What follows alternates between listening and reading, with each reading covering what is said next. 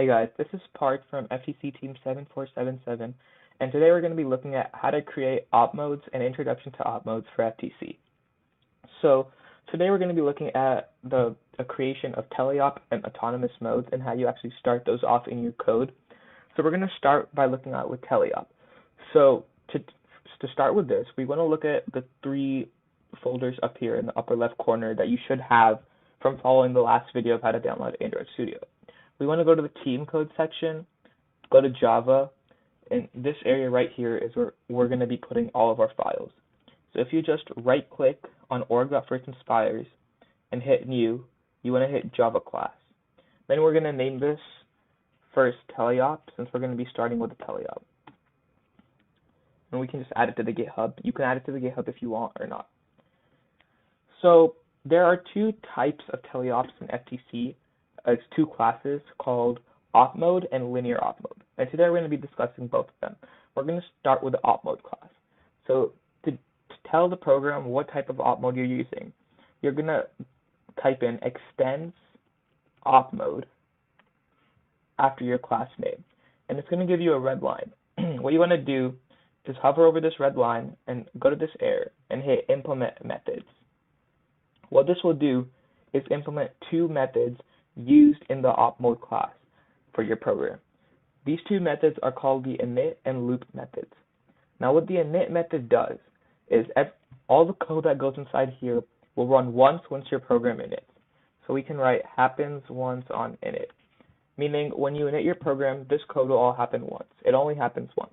However, the loop method is everything inside the loop method happens repeatedly after your program has been started. So not during init, but after the program has been started. This will happen repeatedly until the program is stopped. So happens repeatedly during the program. So whatever code is in here, your program will just loop through until the program's done. Now, these are two methods that were automatically implemented, but there are actually three more methods that have not been implemented that we will be discussing. The first of those is called the init loop method. And what the init loop method is it's similar to the loop method, but it's for init. So all the code inside here will happen repeatedly while the robot is in an initialization state. So after you have initted your robot, this code will happen repeatedly. Now this is often used for things like continuous vision scanning during robot initialization. So we can write happens repeatedly during init. Right, there's still two more loops. The next one we're going to discuss is the start loop, which looks like this. And what happens in this loop, after the program has been started, all the code inside this method will happen exactly once. So it is similar to the init, but for the start button.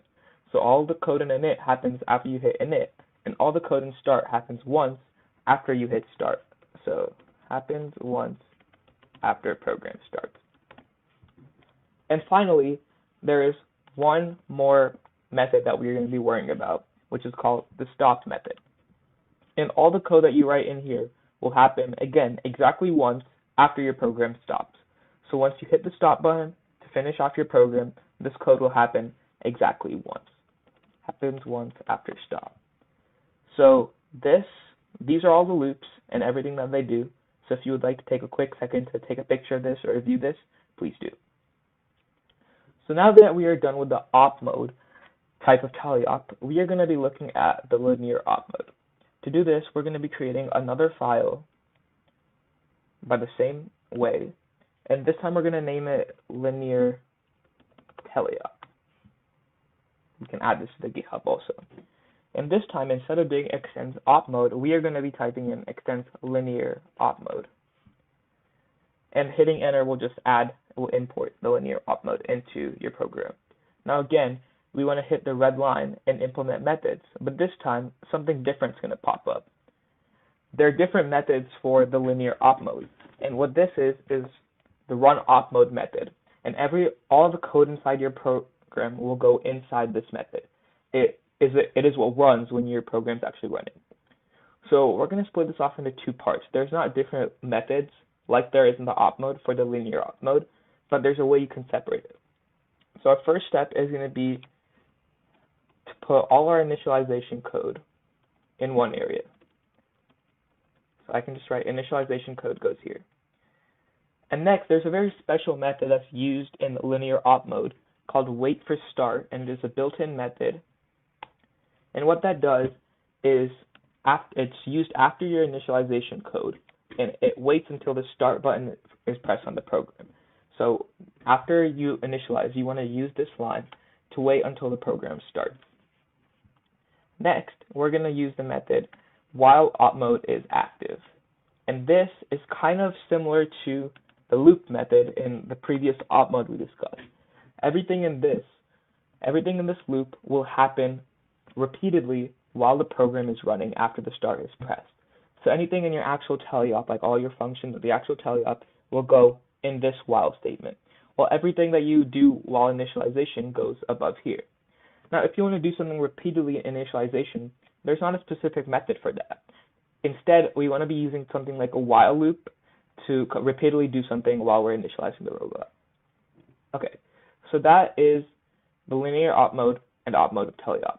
Now we're going to be discussing how to actually name the teleop. So that can be done by just going one line above your class and typing in @teleop.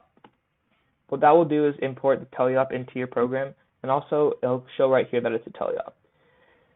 So that is the way you start with teleops, and now we're going to be discussing autos. An auto is very similar to a linear op mode because it uses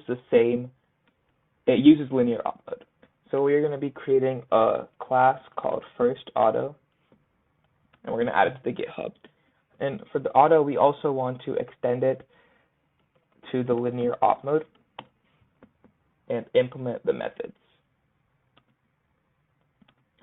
We're also going to have specific initialization code for the auto, and we're going to use the wait for start method. The only difference here is that we're not going to be using the while op mode is active because we're not actually looping during the auto. To define an autonomous, all we need to do is put an autonomous tag at the top of your program. And if you ever see this become red, you always just want to hover over it and import the class. So that is the first three op modes that you need to know about to start with FTC.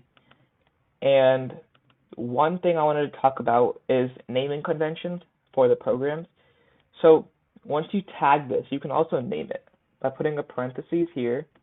You can write name equals, we can just write autonomous, or we can write first autonomous.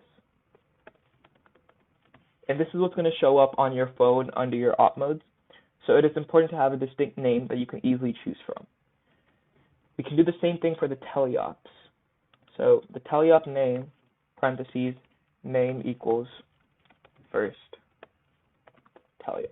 And it's very important to name your op mode something important so that you can easily pick it on the dashboard. And this tag showing teleop or autonomous is also very important, as on the driver station phone, it is classified into two different groups. You're classified autonomouses and teleops, and putting the wrong tag will classify it in the wrong place in the driver station phone. So that's it for the video today. I hope this helped you guys, and thank you for watching.